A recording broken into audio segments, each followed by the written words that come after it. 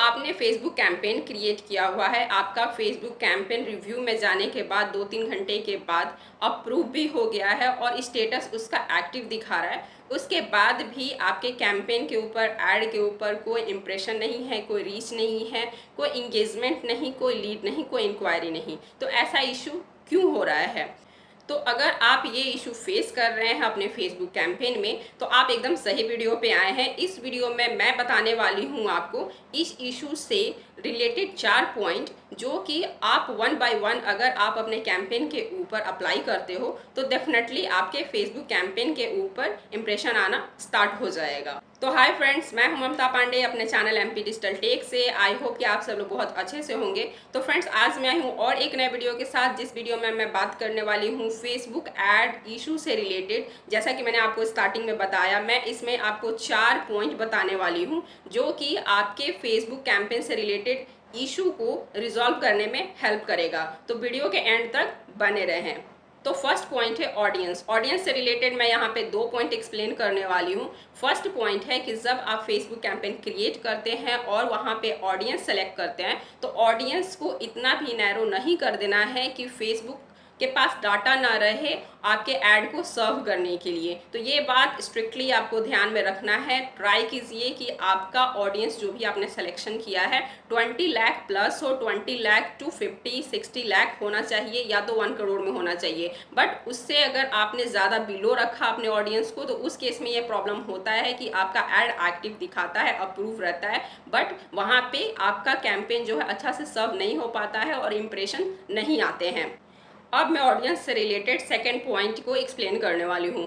Audience से related second point में ये आपको ध्यान रखना है कि आपको अपने ऑडियंस को ज़्यादा कंफ्यूजिंग नहीं बनाना है। मीन्स फेसबुक को आपके ऑडियंस को समझने में ईजी होना चाहिए। अब मैं एग्जांपल दे देती हूँ कि जैसे आपने सेलेक्ट किया है कुछ ऐसा कि रियल स्टेट में जो कोई भी इंटरेस्टेड हो उनको आप ऐड दिखाना चाहते हो, ठीक है, और एज आपने सेलेक्ट कर लिया लाइक 10 ईयर टू 20 ईयर। तो ये एक कंफ्यूजिंग ऑडियंस है, क्योंकि 10 टू 20 ईयर वाले रियल स्टेट बाई नहीं कर सकते, रियल स्टेट का प्रॉपर्टी बाई नहीं कर सकते हैं, और इंटरेस्ट बेस आपने डाल दिया है जो रियल स्टेट में इंटरेस्टेड है। तो हो सकता है ऐसे भी एज के लोग हैं जो लाइक 10 टू 20 वाले एज वाले लोग हैं, जो कि ऐसे पेजेस को लाइक करते हैं, उनका इंटरेस्ट में आ जाएगा फेसबुक के ऊपर, बट वो एफर्ट नहीं कर सकते हैं, वो बाई नहीं कर सकते। अब मैं सेकंड एग्जांपल लेकर के आपको समझाती हूँ। सेकंड एग्जांपल में ले सकते हैं कि सपोज आप कैंपेन क्रिएट कर रहे हो किसी कोर्स से रिलेटेड, किसी कोर्स को आप सेल कर रहे हो, सपोज डिजिटल मार्केटिंग कोर्स को ही आप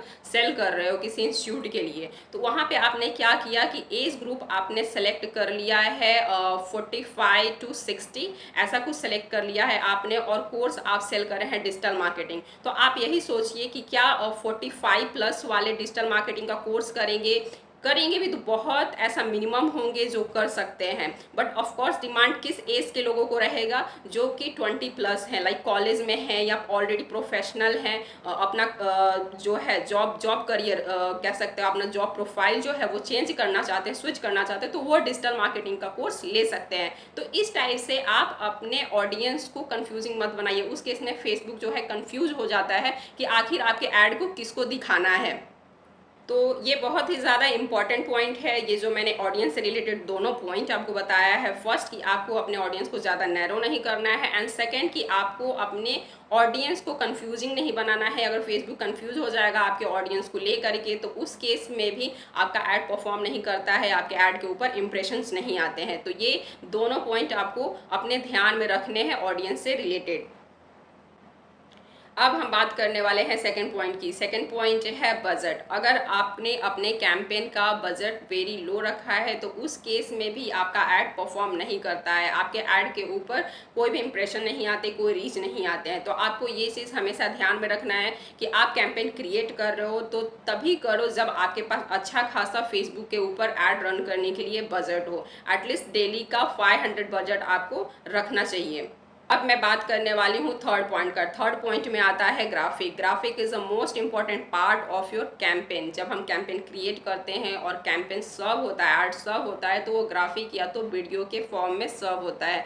तो वो first point of interaction with your customer होता है, with your audience, with your targeted audience होता है। तो आप जब ग्राफिक अपना बनाते हो तो आप या तो किसी ग्राफिक डिजाइनर से अच्छा ग्राफिक बनवाइए, या तो अगर वीडियो के फॉर्म में अपना ऐड चला रहे हैं तो वीडियो भी किसी वीडियो एडिटर से अच्छा खासा काम करवा करके उस वीडियो को रन करवाइए। इंगेजिंग वीडियो होना चाहिए, इंगेजिंग ग्राफिक होना चाहिए, ताकि लोग उससे इंटरेक्ट करें, उसमें इंटरेस्ट लें, तभी आपका ऐड अच्छा खासा परफॉर्म कर सकता है। आपके ऐड के ऊपर अच्छा खासा इंप्रेशन आ सकता है, उसके ऊपर अच्छा खासा रीच आ सकता है। तो आप ग्राफिक या वीडियो जो भी आप जिस भी फॉर्म में अपने कैंपेन चला रहे हो, ग्राफिक के फॉर्म में हो या वीडियो के फॉर्म में हो, वो एक अच्छा खासा इंगेजिंग कंटेंट होना चाहिए। अब मैं बात करने वाली हूँ फोर्थ पॉइंट की। फोर्थ पॉइंट होने वाला है बिलिंग से रिलेटेड।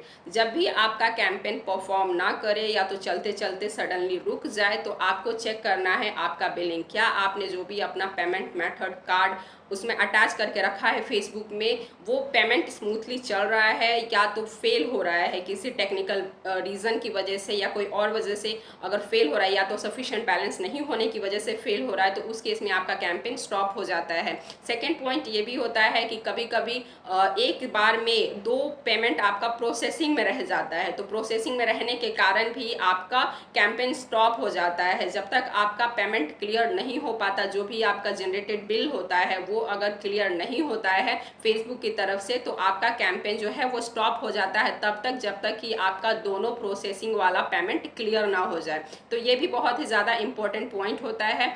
तो फ्रेंड्स, ये सब थे कुछ इंपॉर्टेंट पॉइंट्स आपके कैंपेन से रिलेटेड। इन केस आपका कैंपेन एक्टिव है, अप्रूव है और उसके बाद भी उस पर इंप्रेशंस नहीं आ रहे हैं, तो आप ये सारे पॉइंट 1 बाय 1 अपने कैंपेन के ऊपर अप्लाई करके देखिए। डेफिनेटली आपका कैंपेन जो है इंप्रेशंस आने लगेंगे, कैंपेन के ऊपर इंप्रेशंस आने लगेंगे। उसके बाद भी अगर आपके कैंपेन पे इंप्रेशंस नहीं आते ये सारे पॉइंट के बाद, तो आप एक चीज़ और कर सकते हो कि आप अपने कैंपेन को ऑन ऑफ 3-4 बार करके देखिए। उसके बाद डेफिनेटली रिजल्ट आएगा। और उसके बाद भी रिजल्ट अगर नहीं आता है, उसके बाद भी इंप्रेशंस नहीं आते हैं, तब तो आपको फिर से एक फ्रेश कैंपेन क्रिएट करना पड़ेगा। बट उतना बहुत रेयर केस में होता है। डेफिनेटली ये 4 पॉइंट आपको रिजल्ट देने वाले हैं। अगर आपका कैंपेन पे इंप्रेशंस नहीं आ रहा है, तो ये अगर 4 पॉइंट आपने अप्लाई किया तो डेफिनेटली आपके कैंपेन पे इंप्रेशंस आने वाले हैं। तो फ्रेंड्स, आज के लिए इतना ही। आई होप कि ये वीडियो आपको हेल्पफुल लगी हो, इन्फॉर्मेटिव लगी हो, पसंद आई हो। अगर और कोई डाउट हो तो आप मेरे वीडियो के ऊपर कमेंट के थ्रू पूछ सकते हैं। डेफिनेटली मैं उसको रिप्लाई करूंगी।